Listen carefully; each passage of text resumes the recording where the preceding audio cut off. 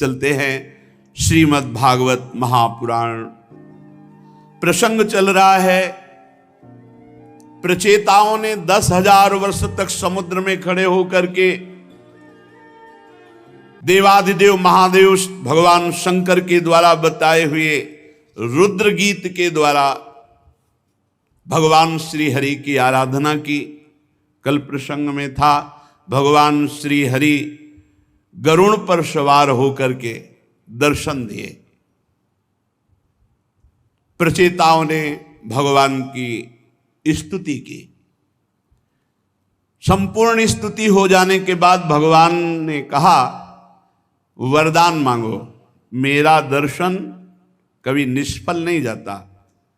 सुन उनका प्रभु, आपसे कोई विषय पदार्थ मांगे वो तो ऐसा ही जैसे चक्रवर्ती सम्राट से कोई भूसी मांग ले या कन मांग ले, टूटे हुए चावल के भूसी कन मांग ले सम्राट से, ऐसे ही आपसे कोई त्रिभुवन का भोग मांगे तो ऐसे ही वो मूर्खता होगी जो आपसे भोग मांगे। नाथ, हम तो आपसे मांगते हैं, क्या मांगते हैं?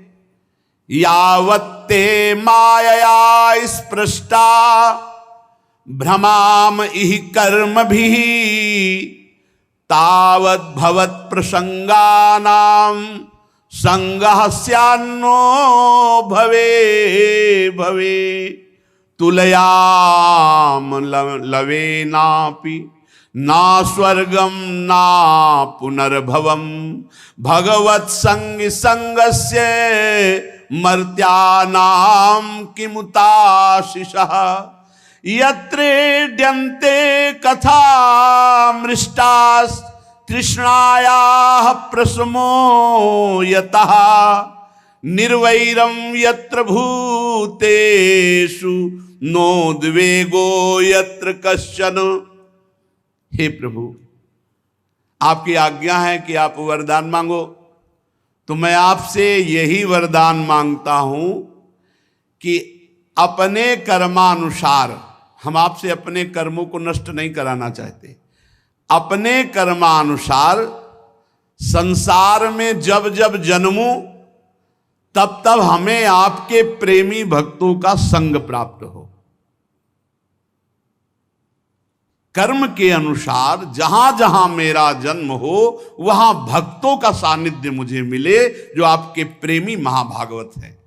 प्रभु, हम तो भगवत भक्तों के क्षण भर के संग के सामने स्वर्ग और मोक्ष को भी कुछ नहीं समझते, फिर मानवी भोगों की तो बात ही क्या है। तुलयाम लवेनापि ना स्वर्गम ना पुनर्भवम भगवत संग संगस्य मर्त्यानाम किमुताशिषः। प्रभु, आपके भक्तों के समाज में सदा सर्वदा मधुर मधुर आपकी कथाएं होती रहती हैं, और उन कथाओं को जो अपने कानों से सुनता रहता है उसकी भोग तृष्णा शांत हो जाती है, उसके हृदय का वैर विरोध उद्वेग शांत हो जाता है, और अंत में वो भगवत प्राप्त हो जाता है जो कथा सुनता रहता है। अच्छे अच्छे कथा प्रसंगों द्वारा निष्काम भाव से सन्यासियों के एकमात्र आश्रय भगवान श्री हरि का बार बार गुणानुवाद होता रहता है। जहां आपका गुणानुवाद होता रहता है वहां सारे तीर्थ विराजमान रहते हैं। परम, मानो आप सत्संग सुन रहे हैं, परम तीर्थों का अवगाहन कर रहे हैं, क्योंकि जो आपके भक्तजन हैं अगर वो तीर्थों में जाते भी हैं तो तीर्थों को तीर्थत्व प्रदान करने के लिए जाते हैं। तेषाम विचरताम पदभ्याम तीर्थानाम पावने छया भीतस्य किम न रोचेत तावका नाम समागमः। प्रभु, आपके भक्तजन तीर्थों को तीर्थत्व प्रदान करने के लिए विचरण करते हैं। भला ऐसे संतों का समागम मुझ जैसे संसार से भयभीत हुए पुरुष को कैसे रुचिकर न होगा। प्रभु, ये आपकी अहेतुकी कृपा थी कि आपके प्रिय भगवान शंकर का मुझे दर्शन हुआ और उपदेश प्राप्त हुआ।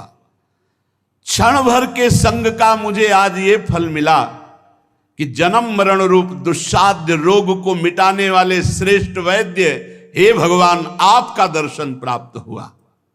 प्रभु, हमने समाहित चित्त से जो कुछ अध्ययन किया, अपने गुरुदेव की निरंतर सेवा शुश्रूषा की, और जो अपने पूज्य जनों को प्रसन्न कर लिया, उस सब का फल मुझे मिला कि आपका दर्शन हुआ। हे स्वामीन, आपकी महिमा का पार कोई भी नहीं पा सकता। स्वयं भूमनु, स्वयं ब्रह्मा जी, भगवान शंकर जो तप और ज्ञान से शुद्ध चित्त हुए बड़े बड़े महापुरुष आपकी महिमा का गान करते रहते हैं, पर पार नहीं पा सकते। अतः प्रभु, हम आपकी महिमा का पार कैसे पा सकते हैं? जितनी बुद्धि आपने दी है, हम आपका यशोगान करते हैं। आप सर्वत्र समान शुद्ध स्वरूप परम पुरुष हैं। हे भगवान वासुदेव, हम आपको नमस्कार करते हैं। श्री मैत्रेय जी कहते हैं, विदुर जी, प्रचेताओं की इस प्रकार स्तुति करने पर शरणागत वत्सल भगवान प्रसन्न हुए और तथास्तु ऐसा ही हो। अप्रतिहत प्रभाव श्री हरि की मधुर मूर्ति के दर्शनों से अभी प्रचेताओं को तृप्ति नहीं हुई थी कि भगवान अचानक अंतर्धान हो गए। ये चीज यहां वृंदावन उपासना में नहीं है कि वो आए, दर्शन दिए, अंतर्धान हुए। यहां छिन छिन बिहरत संग, छिन छिन निरखत प्रेम भरी। एक बार केवल साक्षात्कार हो, एक सेकंड के लिए कभी आप विलग नहीं होंगे। यहां प्रचेताओं के अभी नेत्र तृप्त नहीं हुए थे और भगवान अंतर्धान हो गए, परम धाम को चले गए। प्रचेताओं ने समुद्र से बाहर निकले तो देखा सारी पृथ्वी को ऊंचे ऊंचे वृक्षों ने ढक लिया, जो मानो स्वर्ग का मार्ग रोकने के लिए इतने बढ़ गए हों। बड़े कुपित हुए वृक्षों पर कि जब वृक्ष ही इतने बढ़ जाएंगे तो प्रजा कहां रुकेगी। अब उनके पास तप रूपी बल था, तो प्रचंड वायु और अग्नि दोनों को संकल्प किया और छोड़ दिया। तपस्या में बड़ी सामर्थ्य होती। प्रचंड वायु और अग्नि के प्रभाव से बड़े बड़े वृक्ष भस्म होने लगे। तो ब्रह्मा जी आ गए और कहा, प्राचीन वर्ग के पुत्रों, शांत हो जाओ, शांत हो जाओ। आज्ञा हुई, पुनः संकल्प किया, वायु और अग्नि शांत हो गए। काफी वृक्ष भस्म हो चुके थे। वृक्षों ने एक कन्या का पालन किया था, कल ध्यान से अगर सुना हो, परमलोचा अप्सरा से जो कन्या हुई थी, चंद्रमा ने पोषण किया था अमृत अंगुली के द्वारा, और वृक्षों ने पालन किया था। जब वृक्षों ने देखा कि अग्नि और वायु को शांत कर लिया, तो वो कन्या ला करके ब्रह्मा जी के सामने प्रचेताओं को दी। प्रचेताओं को ब्रह्मा जी ने कहा, ये वही है जिसके लिए भगवान ने आदेश किया था कि तुम 10 की पत्नी एक ही, उसका नाम मारिशा, और इतनी सुंदर थी कि देवता भी मोहित हो जाएं। ब्रह्मा जी के आदेश से 10 प्रचेताओं ने मारिशा जी से ब्याह किया।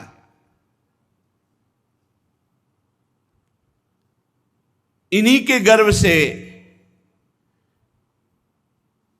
ब्रह्मा जी के पुत्र दक्ष ने श्री महादेव जी की अवज्ञा के कारण अपना पुरुष शरीर त्याग कर जन्म लिया। इन्हीं दक्ष ने चाक्षुष मनवंतर आने पर कालक्रम से पूर्व सर्ग नष्ट हो गया, भगवान की प्रेरणा से नवीन प्रजा उत्पन्न की।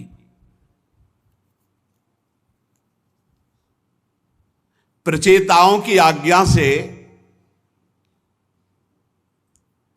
आपको ध्यान होगा, जब बकरे का सर लगाया गया था।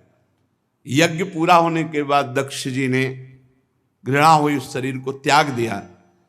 तो इन्हीं प्रचेता और मारिशा के गर्भ से पुनः उनका जन्म हुआ।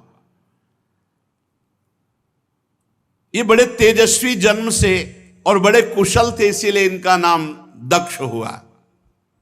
प्रजापतियों के नायक के पद पर पुनः इनको अभिषिक्त किया गया। मरीचि आदि दूसरे प्रजापतियों को ये अपने अपने कार्यों में नियुक्त करने वाले हुए। ध्यान से सुनो, 10 लाख वर्ष तक जवान रहकर विषयों को सेवन, ऐसा भगवान, तो 10 लाख वर्ष ऐसे व्यतीत हो गए कि पता ही नहीं चला प्रचेताओं को। मारिशा से ब्याह होकर 10 लाख वर्ष यहां अनुभव करने चले हैं। कुछ तो बाल्यावस्था में ही समय नष्ट हो गया, और पीछे के कुछ वृद्धावस्था के बीच में जो बचा उसमें काफी समय नींद में चला गया, प्रमाद में चला गया। अनुभव भोगों का क्या कर पाओगे, कितना कर पाओगे, विवेक ही। 10 लाख वर्ष प्रचेताओं के जब भोग में व्यतीत हुए, तब उनको ध्यान आया कि कितना समय व्यतीत हुआ। बोले 10 लाख वर्ष। तुरंत, पहले का भजन था ना, मारिशा को, पुत्रों को, सब सुख सामग्री को त्यागा और घर से निकल पड़े। पश्चिम दिशा में समुद्र के तट पर जहां जाजली मुनि ने सिद्धि प्राप्त की थी, वहां पहुंचकर साधना प्रारंभ की। पूर्व अभ्यास, इसीलिए पूर्व में भजन तो अंत में भी भजन। उनको थोड़े ही दिनों में यह ज्ञान हो गया कि मैं आत्मस्वरूप हूं। आत्मविचार ब्रह्म शस्त्र में स्थित हो गए। यह सबसे बड़ी ज्ञान यज्ञ है। मैं आत्मस्वरूप हूं, मैं स्थूल शरीर नहीं हूं, सूक्ष्म शरीर नहीं हूं, मैं कारण शरीर नहीं हूं। उन्होंने प्राण, मन, वाणी, दृष्टि को वश में किया।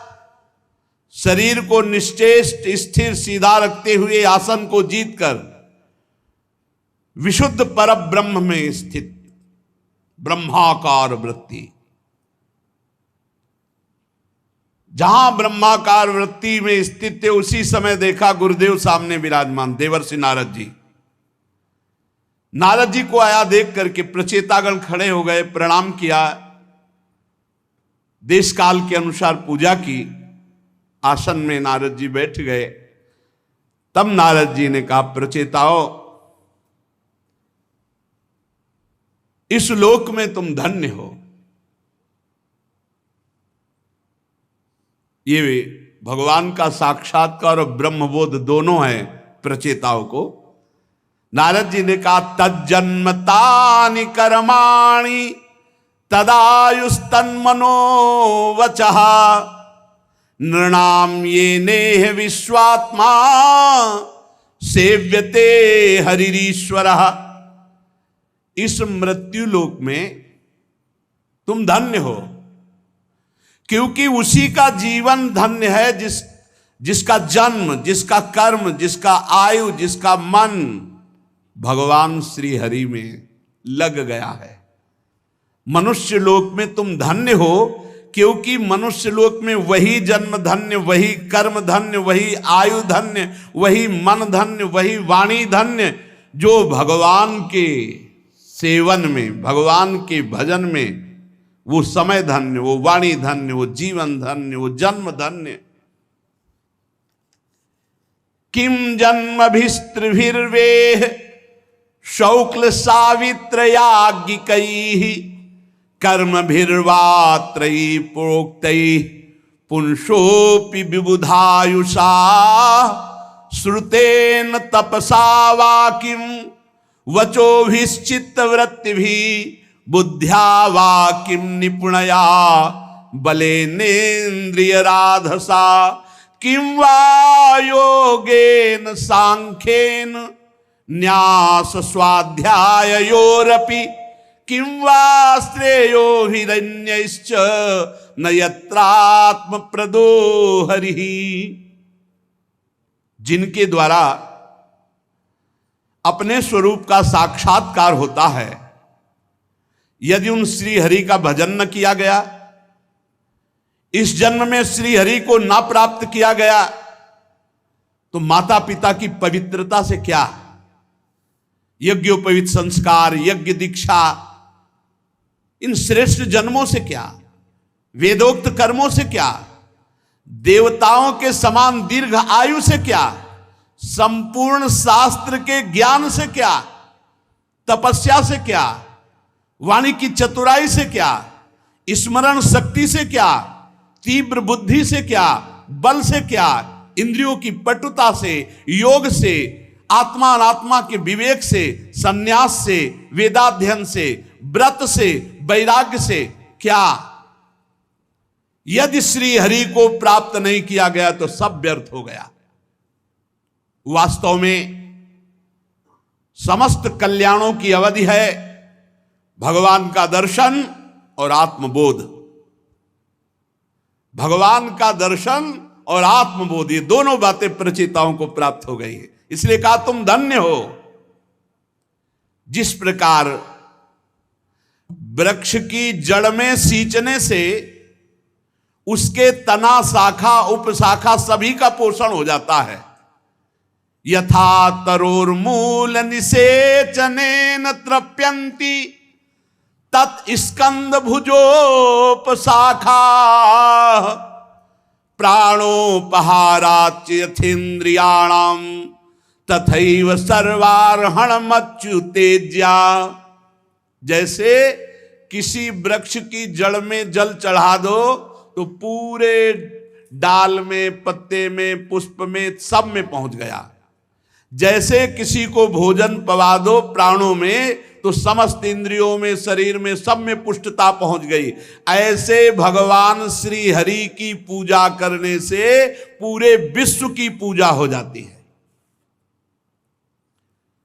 जब दुर्वासा जी दुर्योधन की प्रेरणा से महाराज युधिष्ठिर जब वनवास में तब गए तो उनकी अव्यवस्था थी कि इतने ऋषियों को एक साथ कैसे पवाएं, और बटलोई भी द्रौपदी जी ने पाके धो के रख दी।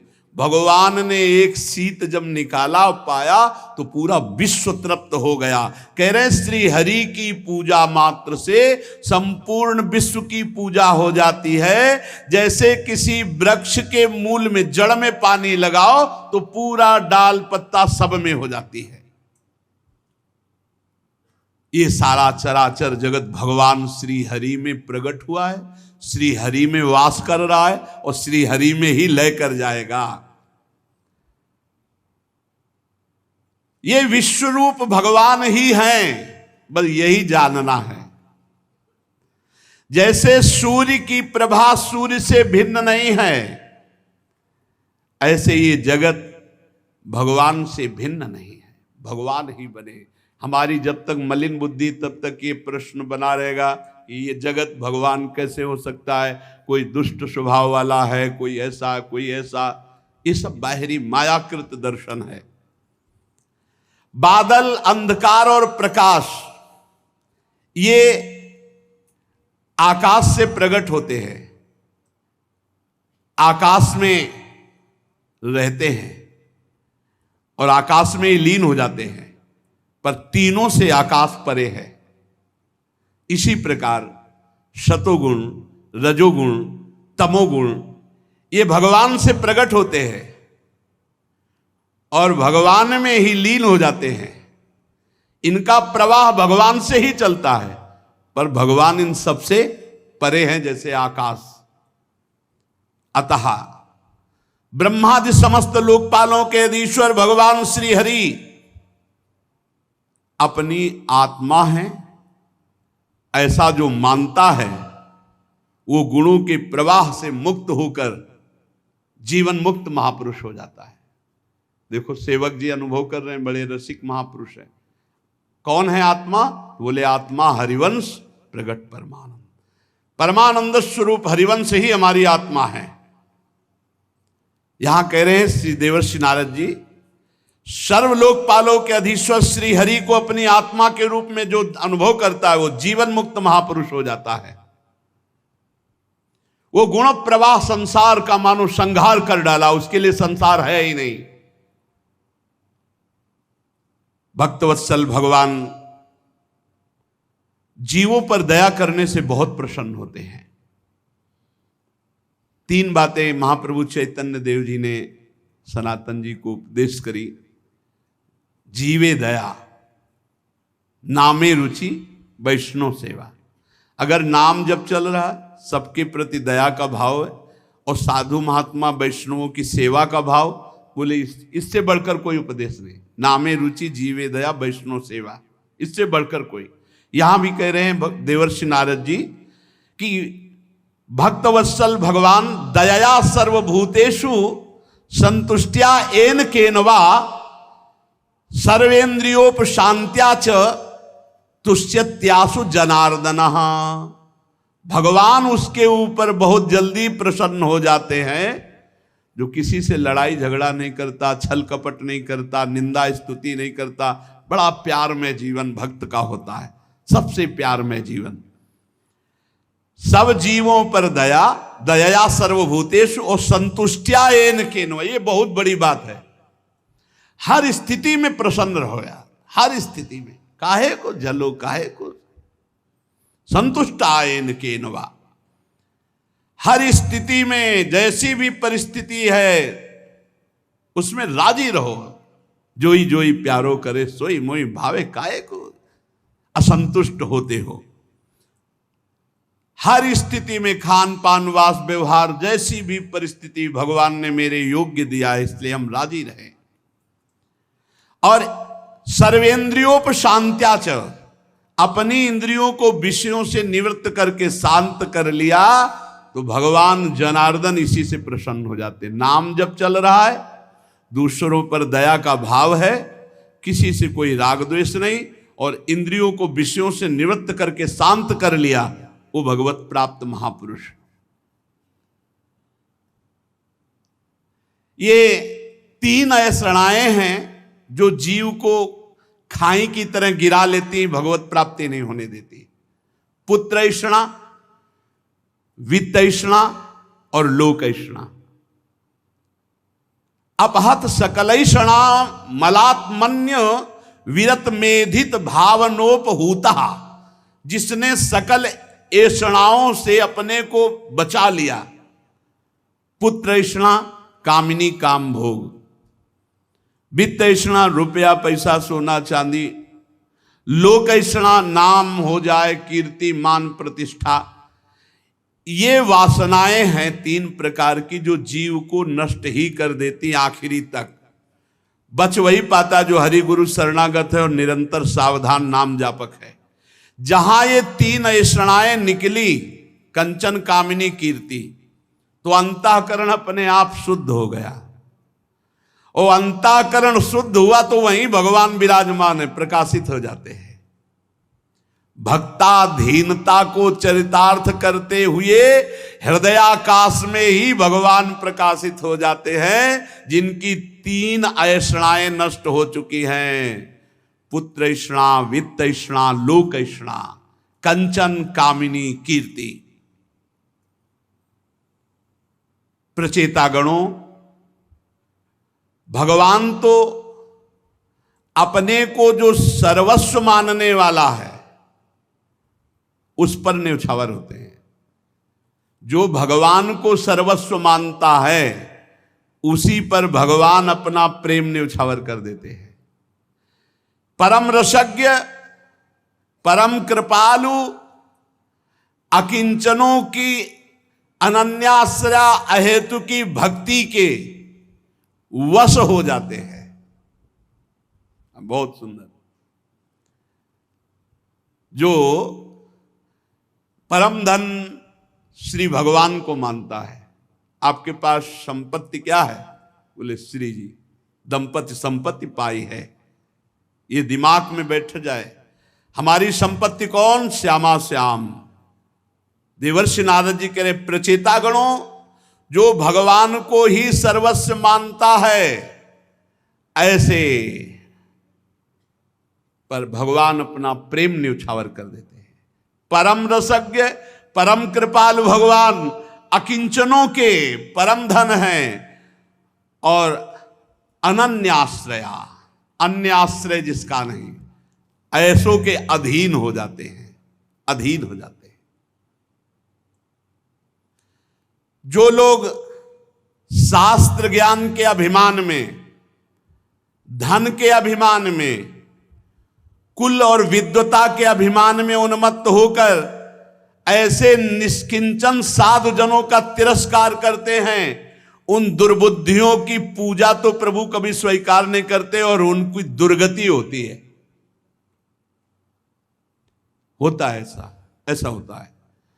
जब अब शास्त्र के ज्ञान का अभिमान होता है और खूब वैभव होता है तो उनकी एक उन्मत्तता होती है। तो जो अकिंचन भगवद आश्रित जन हैं उनका वो अपमान करते हैं जाकर, क्यों म्यों तर्क, लेकिन, अगर, मगर, ऐसे बहुत तरह से। जो ऐसे निष्किंचन भगवत प्रेमी महात्मा साधु जनों का तिरस्कार करते हैं, उन दुर्बुद्धियों की भगवान कभी पूजा स्वीकार नहीं करते। अगर उनको लगता हो कि मैं एकांत में भगवान की बड़ी पूजा करके प्रसन्न कर लूंगा और ऐसे भक्तों का अपमान कर दूंगा तो उनकी दुर्गति होती, भगवान उनकी पूजा स्वीकार नहीं करते। देवर्षि नारद जी कहते हैं भगवान किसी की पूजा की आकांक्षा नहीं रखते, वो स्वरूपानंद से परिपूर्ण है। हरे महालक्ष्मी उनके चरण चापती रहती है, वो बड़े बड़े देवता ब्रह्मादि स्तुति करते रहते हैं, उनकी परवाह नहीं करते। पर इतने पर भी उनके जो दीन अकिंचन भक्त हैं, ऐसे भगवान उनके अधीन रहते हैं। गोस्वामी श्री तुलसीदास जी महाराज कह रहे हैं, जो पे कृपा रघुपति कृपालु की, बैर और के कहा सरे। ध्यान दीजिएगा, होई न बाको बार भगत को, जो को कोटि उपाय करे। यदि भगवान श्री हरि का दास है, निरंतर उनके भजन में है, उनकी कृपा में डूबा हुआ है, तो त्रिभुवन में ऐसा कौन है जो ऐसे भक्त से वैर कर सके? कौन ऐसा त्रिभुवन में पैदा हुआ जो बैर कर सके ऐसे भक्त से और बैर करके सुरक्षित रह सके? होई न बाको बार भगत को, जो को कोटि उपाय करे। करोड़ों उपाय करके देख ले, भक्त का बाल भी बांका नहीं हो सकता। क्यों? क्योंकि बहुत बड़े श्री हरि उनका वो दास है और निरंतर उनके चिंतन में है। तकै नीचु जो मीचु साधु की, सो पामर तेहि मीचु मरे। वेद विदित प्रहलाद कथा सुनी, को न भगति पथ पाऊं धरे। बहुत सावधान, भक्तों से बहुत सावधान। भगवान के जो दीन अकिंचन भक्त हैं, बहुत सावधान। ये राख में छुपी हुई आग है, छेड़ मत दो। नमस्कार, बस नाम जप करो, उनके वचन सुनो, इनको ऐसा ना समझो अरे बहुत बड़े के हैं। हिरण्यकश्यप 5 वर्ष के प्रहलाद जी तो कह रहे वेद विदित प्रहलाद कथा सुनि, को न भगति पथ पाऊं धरे।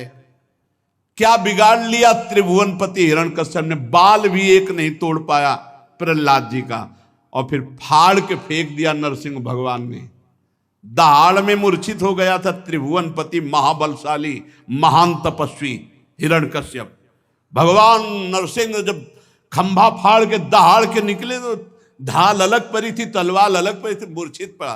भगवान ने उठ खड़ा हो, बहुत वीरता हाँकता था, गोद में उठा के सब वरदान याद दिला के और फाड़ दिया भगवान ने। तकै नीच जो मीच साधु की, सो पामर तेहि मीचु मरे।